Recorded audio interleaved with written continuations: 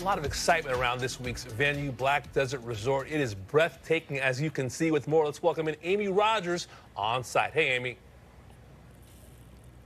Hey there, Damon. Well, the PGA Tour is back here in Utah for the first time in 6 decades and returning here in spectacular fashion. You don't have to look very far around this Black Desert Resort or the St. George area to see some incredible views. And this course was constructed on a lava field. The first 9 just opened in November 2022, the second 9 in May of last year. And here, every step of the way has been golf course superintendent Ken Yates. He tells me he was the very first golf employee brought on board at this all-new property. And I had a chance to speak with Yates earlier today about the challenges of creating and maintaining a golf course on a lava field and how he and his team are preparing for the very first time to host a PGA Tour event. Well, it's been a challenge with the summers here and with the bent grass turf, because it's the first bent grass turf. There's only 2 golf courses in the desert that have bent grass fairways. So the struggle was to keep it the quality we want, the mowing qualities and consistency of cuts to keep it ready for the events, which we started about 6-8 weeks ago. And the temperatures started cooling off and the place just come alive here in the end of August, 1st September. We were just talking a moment ago about how unique this venue is. Obviously, the views are spectacular. How would you describe the course here? Well, I use the term special because of the lava rock, the views and all that. It's the only golf course I've ever been on where all 19 holes could be on a postcard. So when someone asks you what's your favorite hole, it's like the whole golf course. Everything's so picturesque there. What are the challenges of maintaining and establishing a golf course that's built on a lava field? Well, being in the desert and the bent grass turf, it's a cool season turf, which does rather well here in the desert because of low humidity. There's less chance of disease and things like that. But overall, it takes care of itself. It's the way it's designed. Tom Weisskopf did an excellent job. One of my first concerns when I got here was airflow on a few of the greens.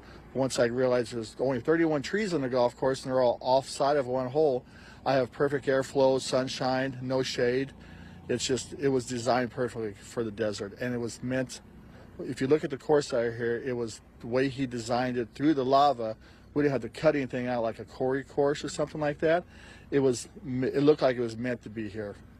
For the lava's been out here for 35 million years, and it was ready for a golf course to be put right through the middle of it. What will players have to do well to be successful on this golf course this weekend? Well, they have to keep out of the lava, for one, which we have wide fairways. We have 51 acres of fairways, which is obviously about 15 acres more than most golf courses. So it is forgiving.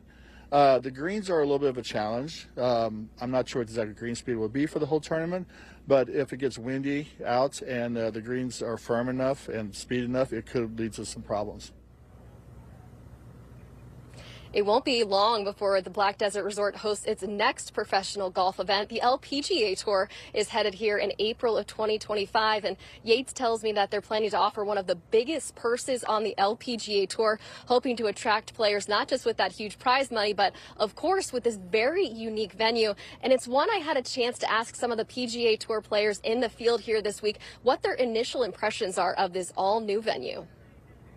So far, I've enjoyed it. I played 18 yesterday and then got another 9 on it today. And yeah, it's a good golf course. There's definitely some tough driving holes. There's also some pretty tough green complexes. It played, very different. I mean, this time of year, the temperature fluctuation, around here, goes from 60 degrees in the morning to almost 100 in the afternoon. So, played very firm yesterday afternoon. The greens were kind of bouncy, and then, this morning played much softer. It was a very different golf course. So.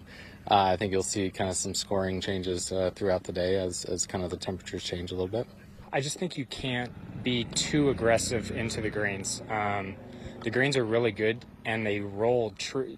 There's no crazy pull to a valley or anything like that. I think they roll really true. So you're going to hit a lot of fairways this week, and you got to stay patient as far as just hitting it to 10, 15, 20 feet, even with wedges, and giving yourself a lot of looks. And with that being said, I think a lot of putts are going to be made if you give yourself all those looks. Yeah, the ball's definitely going further. I think we're using minimum 5%, probably extra. So that'll be the tricky challenge. I think by Thursday, most guys will have it pretty dialed in with all the technology that we have now. So that'll be the one part to get used to. But yeah, the golf ball goes far, so you gotta figure it out. I like the course very much. It's really cool. It's very different, and honestly, it's especially on the tee shots, it requires a lot of accuracy. Unlike the courses we play on the tour, sometimes you can bomb in and then see what's going on in the next tee shot. But this one, you definitely don't want to hit into the lava because that will be a 2-shot penalty for sure. And there's a couple blind tee shots as well. So it will be a really cool course to see how we play it out. This is it, guys. This is that black lava rock you keep hearing them talk about. You're going to want to keep it out of this, as Yates told us, if you want to be successful this weekend. It is scattered throughout this golf course, especially off the fairway. So keeping it in the fairway a premium and being able to navigate these greens that Yates tells me could get a little bit speedy here this weekend. He also tells me he thinks the winning score here could be between 20 and 24 under par. Of course, if you keep it out of this stuff. Guys.